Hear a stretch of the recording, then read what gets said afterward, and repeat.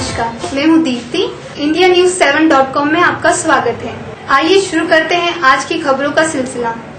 मध्य प्रदेश के मुख्यमंत्री शिवराज सिंह चौहान ने महिला हॉकी खिलाड़ियों को 1 करोड़ आर्थिक सहायता देने के साथ ही 73 लाख महिला खिलाड़ियों को व्यक्तिगत रूप से प्रदान कर उन्होंने प्रोत्साहित किया है और इसी तरह अन्य राज्यों के मुख्यमंत्रियों को भी आगे आकर हमारे महिला हॉकी खिलाड़ियों को आगे बढ़ने का मौका और हरदम देते रहना चाहिए। राजनीति के खिलाड़ी की वो मजा हुआ खिलाड़ी जिसने राजनीति शुरू तो की थी प्राथमिक शाला से और चलते चलते आज वो प्रदेश का मुख्यमंत्री है। हम बात कर रहे हैं मध्य प्रदेश के मुख्यमंत्री शिवराज सिंह चौहान की। शिवराज सिंह चौहान एक किसान के बेटे हैं, लेकिन इस किसान के बेटे ने खेतों में हल तो नहीं चलाया, राजनीति की खेती में ऐसा हल चलाया, ऐसी फसल उगाई कि आज वो मुख्यमंत्री की कुर्सी पर पहुंच गए हैं और बड़े बड़े नेताओं के उन्होंने हौसले पस्त कर दिए हैं। राजनीति में चौके और छक्के लगाने वाले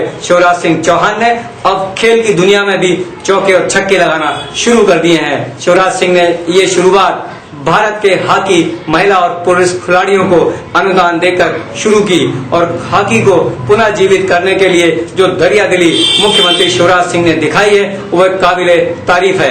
मुख्यमंत्री ने करोड़ों रुपए की सहायता ही नहीं दी, इन खिलाड़ियों को और विशेषकर महिला खिलाड़ियों को अपने आवास पर बुलाकर उन्हें सम्मानित किया है, उनके साथ भोज किया है और उन्हें उनके हौसले अफजाई की है। मध्य प्रदेश के मुख्यमंत्री की तरह यदि दूसरे राज्यों के मुख्यमंत्री भी इसका अनुसरण करें तो कोई हॉकी को गोद ले, कोई फुटबॉल को गोद ले और कोई यदि क्रिकेट को गोद लेता है तो इस तरह भारत के तमाम सारे वो खेल जो आज पिछड़ रहे हैं उन खेलों को बढ़ावा मिल सकता है।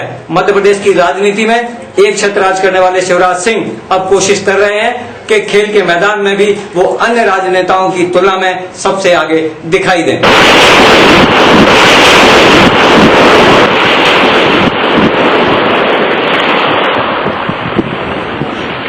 मध्य प्रदेश में पिछले कई सालों से लाल फीताशाही हावी है और इन लाल फीताशाही को ऊंचाइयों तक पहुंचाने वाले प्रशासनिक अधिकारियों में भ्रष्टाचार का बोलबाला है। आए दिन इन प्रशासनिक अधिकारियों पे भ्रष्ट अधिकारियों के घर EOW या लोकायुक्त पुलिस द्वारा छापामार कार्रवाई की जा रही है और इनके घरों पर आय से अधिक संपत्ति के मामले उजागर हो रहे हैं। इसी कड़ी में मध्य प्रदेश के पूर्व स्वास्थ्य संचालक डॉक्टर योगीराज शर्मा के यहाँ 2007 में लोकायुक्त पुलिस ने छापा मारा था और इस छापामार कार्रवाई में लोकायुक्त पुलिस को डॉक्टर योगीराज शर्मा के यहाँ से 30 करोड़ से अधिक की आय से अधिक संपत्ति और उसके कागजात बरामद हुए थे। लोकायुक्त पुलिस इस पूरे मामले की छानबीन कर रही थी। इसी कड़ी में लोकायुक्त पुलिस ने स्वास्थ्य विभाग में किट की सप्लाई को लेकर एक बहुत बड़ा मामला उजागर किया है और इस मामले में अशोक नंदा जो स्वास्थ्य संचालक और पूर्व आयुक्त राजौरा के करीबी थे, इन दोनों ने मिलकर लगभग 12 करोड़ रुपए के अधिक का भुगतान किया है। राज्य शासन को 12 करोड़ रुपए से अधिक की राजस्व आय की हानि पहुंचाने के बदले लोकायुक्त पुलिस ने इन दोनों के खिलाफ एक FIR दर्ज कराई है। राजौरा वरिष्ठ IAS अधिकारी हैं और इसके साथ ही पूर्व स्वास्थ्य संचालक और इनके 5 करीबी अधिकारियों के खिलाफ लोकायुक्त पुलिस ने एक संगीन मामला दर्ज कराया है। अब ये देखना होगा कि लोकायुक्त पुलिस द्वारा दर्ज कराई गई इस FIR के बाद इन प्रशासनिक अधिकारियों के विरुद्ध राज्य सरकार और न्यायालय क्या कार्रवाई करती है या अन्य मामलों की तरह ये मामला भी सिर्फ खानापूरी तक रह जाएगा।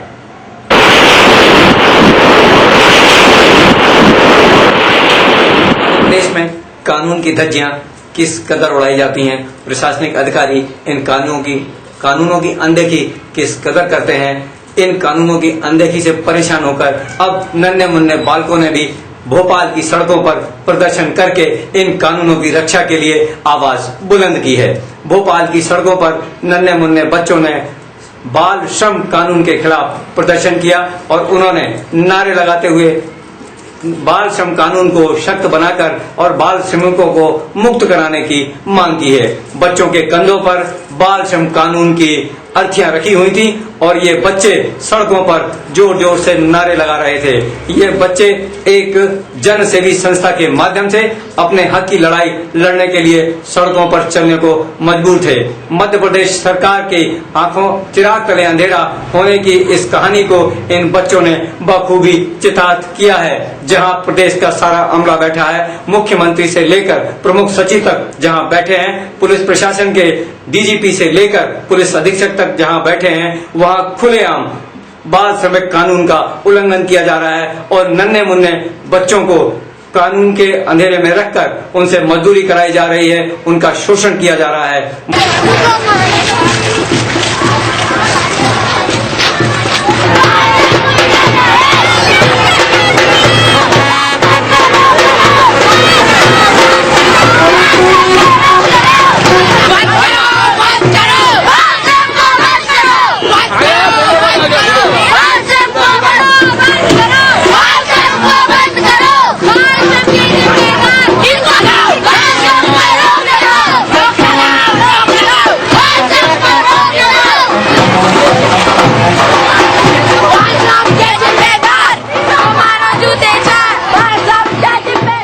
मध्य प्रदेश सरकार को और श्रम न्यायालय को और श्रम कानून मंत्रालय को इस ओर विशेष ध्यान देना चाहिए और ऐसे बच्चों को जिनके साथ बाल श्रम कानून का उल्लंघन करके उनसे मजदूरी कराई जा रही है, जिनका शोषण किया जा रहा है, उनको शोषण करने वालों से मुक्त कराया जाना चाहिए। और जिन बच्चों के पास रहने का या खाने का आसरा नहीं है, उन बच्चों को पढ़ाई लिखाई और शिक्षा के साथ साथ उन्हें रहने की व्यवस्था भी सरकार को करना चाहिए। यदि बाल श्रम कानून का सही में इन प्रशासनिक अधिकारियों से पालन कराना है तो सरकार को इन प्रशासनिक अधिकारियों को भी देखना होगा। इन्हें नजरअंदाज करके सरकार बाल श्रम कानून का पालन नहीं करा सकती।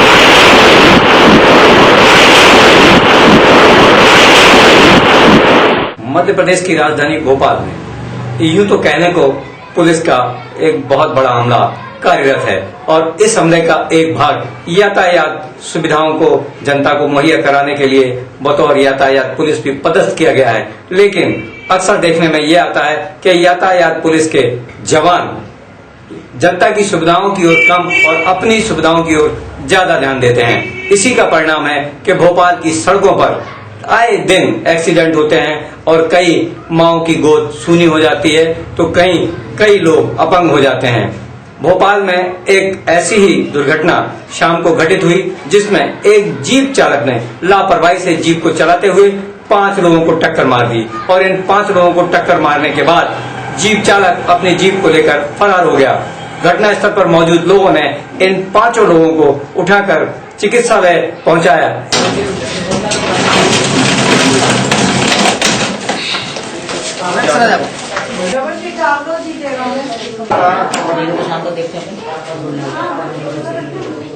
तो है बात करना सब चल भी वाले क्या हाँ तो आयु में जो परेशान मत होइए।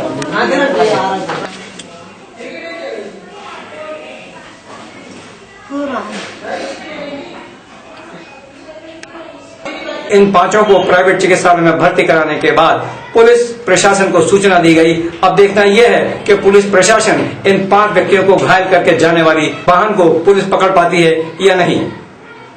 मध्य प्रदेश में विद्युत उत्पादन की बढ़ोतरी को लेकर खंडवा में 1600 मेगावाट का एक पावर यूनिट लगाया जाएगा। इस पावर यूनिट को बनाने के लिए भेल और मध्य प्रदेश विद्युत मंडल की जनरेटिंग कंपनी के बीच भोपाल में एक अनुबंध पर हस्ताक्षर हुए हैं।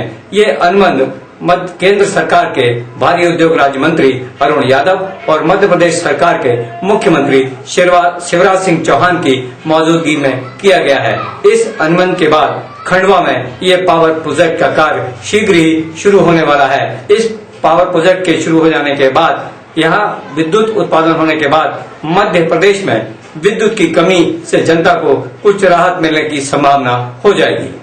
आज की खबरों में बस इतना ही। आप देखते रहिए indianews7.com। नमस्कार।